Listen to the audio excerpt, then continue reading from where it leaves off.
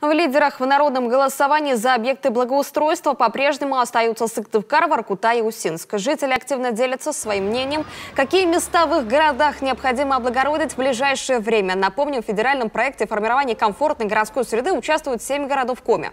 Это Сыктывкар, Ухта, Воркута, Усинск, Печора, Инта, Сосногорск. Последний, к слову, пока получил наименьшее количество голосов. Общественники города призывают жителей активнее включиться в выбор объектов. Один из них – детская площадка по улице Оплеснина. Возле этого объекта находится несколько многоквартирных домов, в которых проживают жители с детьми. Эта площадка требует обновления. Я призываю жителей этих домов и просто жителей города Сосногорска голосовать за этот объект. Этой детской площадке уже очень много лет, и многие элементы пришли в негодность.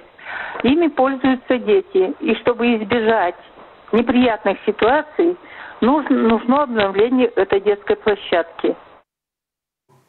Напомним, проголосовать за благоустройство общественных территорий могут жители в возрасте от 14 лет на платформе 11.городсреда.ру. Ресурсный центр добровольчества Республики Коми приглашает жителей принять участие во флешмобе в поддержку голосования. Участникам предлагается разместить в социальных сетях пост с видеороликом до 3 минут о возможности проголосовать за объекты благоустройства и сделать города комфортнее, указав хэштеги «Добро-11», «Нацпроекты Коми», «Города меняются для нас», «Мы меняем города», ФКГС-11. Самые оригинальные видеоролики будут направлены в местные СМИ и отмечены специальными памятными сувенирами с символикой проекта.